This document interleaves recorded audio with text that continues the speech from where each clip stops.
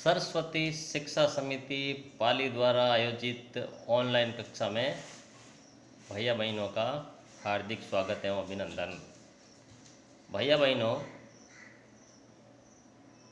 आज जो अपने वीडियो बना रहे हैं, इससे पहले 4 अध्याय हो चुके हैं।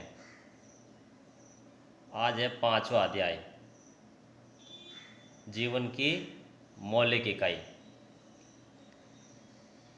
इस अध्याय के अंदर जीवन की मौलिक इकाई के बारे में पढ़ेंगे। आप सभी जानते हैं कि भाई सजीवों का जो शरीर है वो कोशिकाओं से निर्मित है, कोशिकाओं से बना है। तो बात ये आती है कि भाई कोशिका से बना है तो कोशिका की खोज किसने की?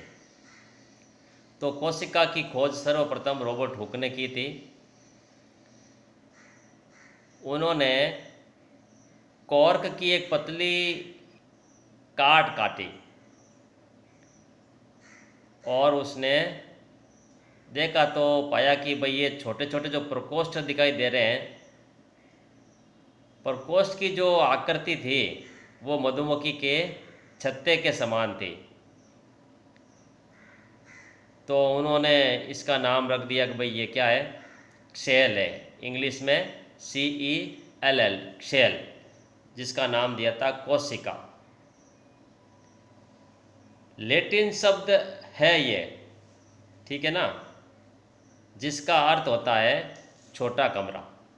यानी कि जिस प्रकार से एक बहुत बड़ी बिल्डिंग होती है और उस बिल्डिंग का एक भाग एक कमरा होता है छोटा, तो उसी प्रकार शरीर अनेक कोशिकाओं से मिलकर बना है और एक कोशिका क्या है? एक कमरे के समान है।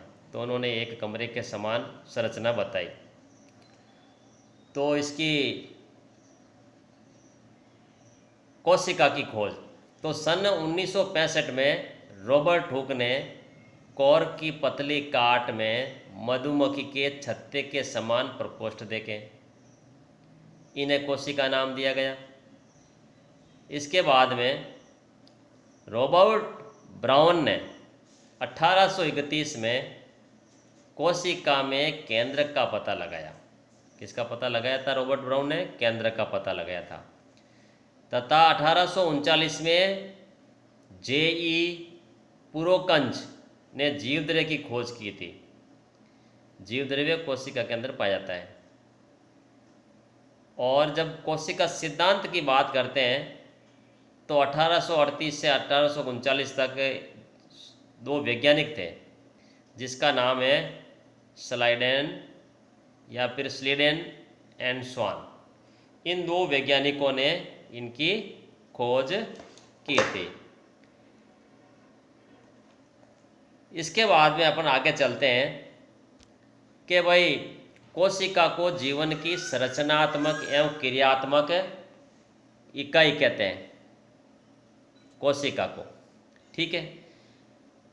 तो प्रत्येक कोशिका की अपनी एक संरचना होती है जिसके द्वारा वे विशिष्ट कार्य, यानी कि कोशिका कौन कौन से कार्य करती है? श्वसन है, पोषण है, अपशिष्ट पदार्थों का उत्सर्जन है, अथवा नई प्रोटीन बनाने में सहायता करते हैं। ऐसे कोशिकाओं की विशिष्ट संरचना के कारण ही संभव हो पाता है। साथ ही प्रत्येक कोशिका मिलकर सजीवों की मूलभूत संरचना करती हैं। इसलिए कोशिका जीवन की संरचनात्मक एवं क्रियात्मक इकाई कहलाती है। तो ये कोशिका के कार्य हैं, कोशिका का मूल सिद्धांत है, यानी कि संरचनात्मक एवं क्रियात्मक इकाई है। उसके बाद में आता है कि भाई जीव है तो जीवों को कितने भागों में बांटा गया है? तो कोशिका के आधार पर जीवों को 2 भागों में बांटा गया है। एक तो है एकोशिकीय जीव और दूसरे है बहुकोशिकीय जीव। एकोशिकीय जीव जैसे कि आपने पढ़ा होगा छोटी कक्षाओं के अमीबा है, पैरामीशियम है, यूग्लिना है और क्लेमाइडोमोनास ये भी है। इसके साथ अपन बैक्टीरिया को भी जोड़ सकते हैं। इसके साथ शुतुरमुर्ग इसको भी इसके साथ जोड़ सकते हैं, क्योंकि ये भी एक कोशिकीय जीव है, ये एक कोशिका है। तो कुछ जीव जैसे अमीबा है, पैरामीशियम है, क्लेमाइडोमोनास है आदि अपनी संपूर्ण क्रियाएं एक कोशिका में ही करते हैं, इसलिए एक कोशिकीय जीव कहते हैं। देखो समझो इसको, एक कोशिका का मतलब है कि इनका शरीर एक कोशिकाओं का ही बना होता है, ठीक है, और एक कोशिका ही संपूर्ण की सारी गतिविधियां कौन सी? श्वसन है, उत्सर्जन है, पाचन है, जनन है, ये सभी क्रियाएं केवल एक ही कोशिकाएं करती है, इसलिए इनको एक कोशिकीय जीव कहते हैं। अब आता है कि भाई एक कोशिकीय जीव का पता कैसे लगाया? तो सबसे पहले टेक्नोलॉजी इतनी नहीं थी, तो सबसे पहले आवर्धन लेंस आया था।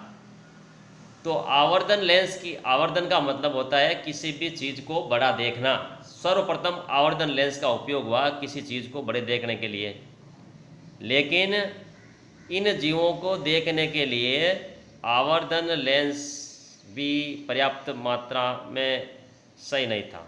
कहने का मतलब है कि आवर्धन लेंस से इन जीवों को स्पष्ट नहीं देखा जा सकता था, इसलिए सूक्ष्म जीवों को देखने के लिए एक यंत्र का उपयोग होता है, जिसे अपन सूक्ष्मदर्शी यंत्र कहते हैं। तो ये एक लिखा हुआ है संयुक्त सूक्ष्मदर्शी। तो ये सूक्ष्मदर्शी यंत्र है, जैसे कि नाम से ही एक सूक्ष्मदर्शी यंत्र, सूक्ष्म का मतलब छोटे जीवों को देखने का यंत्र। तो इसकी सहायता से अपन ये देख सकते हैं। इसके विभिन्न भाग हैं, नेत्रिका लेंस है, प्रारंभिक संयोजन है, सूक्ष्म समायोजन है, भुजा, अभिदृश्यक लेंस, मंच, घूर्णी पेच, दर्पण, आधार, संग्राही, सूक्ष्मदर्शी स्लाइड, क्लिप और देह नलिका। तो ये सूक्ष्मदर्शी के विभिन्न भाग हैं। आगे अपन चलते हैं बहुकोशिकीय जीव। तो बहुकोशिकीय जीवों के अंदर आप सभी जानते हैं कि भाई जो एक कोशिकीय जीव है उनको छोड़कर सभी जो जीव है वो बहुकोशिकीय में आता है। पादपों की अगर अपन बात करते हैं तो फंजाई ये बहुकोशिकीय पादप है, बबूल है, नीम है, बरगद है, ये सभी। अगर जंतु की बात करते हैं तो सारे जंतु, गाय, भैंस, बकरी, हाथी, घोड़ा, ऊंट, कबूतर, केंचुआ, पैरामीशियम एक कोशिकीय। तो ये सभी जीव बहुकोशिकीय के अंदर आते हैं। बहुकोशिका का मतलब है इनका शरीर एक से अधिक कोशिकाओं के द्वारा निर्मित होता है, इसलिए इनको बहुकोशिकीय जीव कहते हैं। अब आगे आता है कि भाई कोशिकाओं की आकृति व आकार। कोशिकाओं की अलग अलग आकृतियां होती हैं, तो इनका आकार व आकृति कार्य के अनुरूप होती हैं, और कुछ कोशिकाएं अपना आकार बदलती रहती हैं। जैसे अमीबा है, अमीबा अपनी आकृति बदलती रहती है, इसकी कोई आकृति निश्चित नहीं है। उसके बाद में बात करते हैं अपन, कुछ कोशिकाएं अपना आकार बदलती हैं जैसे अमीबा, और कुछ आकार स्थिर रहता है जैसे तंत्रिका कोशिका, ये बहुकोशिका है। तो अलग अलग आकृति के अंदर अपन बताते हैं। तो मानव शरीर की विभिन्न जो कोशिकाओं की आकृति है वो इस प्रकार से है। ऊपर दे रखी है रुधिर कोशिकाएं। तो रुधिर कोशिकाएं 3 प्रकार की होती हैं, आरबीसी, डब्ल्यूबीसी और प्लेटलेट्स। आरबीसी का मतलब होता है लाल रुधिर कणिकाएं, डब्ल्यूबीसी श्वेत रक्त कणिकाएं और प्लेटलेट्स का मतलब होता है बिंबाणु। उसके बाद में ये चिकनी पेशियों की कोशिकाओं क्या करती है, जो कि तर्कु रूप के समान होती हैं। उसके बाद में अंडाणु, शुक्राणु, वसा कोशिका, अस्थि कोशिका और तंत्रिका कोशिका। तो ये मानव शरीर की विभिन्न कोशिकाएं हैं। तो इस प्रकार से अपन इनको समझ सकते हैं कि भाई कोशिकाओं का आकार भी अलग अलग होता है, इनका कार्य भी अलग अलग होता है और शरीर के अंदर अलग अलग कार्य करती हैं।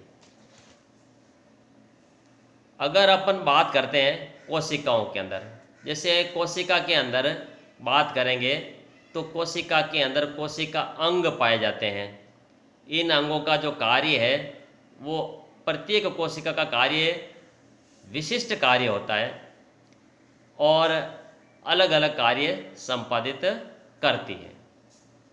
तो आज अपन ये कोशिकीय है, बहुकोशिकीय है, कोशिका की खोज किसने की और कोशिका शरीर की संरचनात्मक एवं क्रियात्मक इकाई है, इनके बारे में पढ़ा। आज अपन इतना ही पढ़ेंगे और गृह कार्य के रूप में आपको 2 प्रश्न करने हैं। पहला प्रश्न है कोशिका की खोज किसने और कैसे की, ठीक है। दूसरा है कोशिका को जीवन की संरचनात्मक व क्रियात्मक इकाई क्यों कहते हैं। तो ये 2 प्रश्न करके लेके आना है। इन्हीं 2 प्रश्नों के साथ धन्यवाद।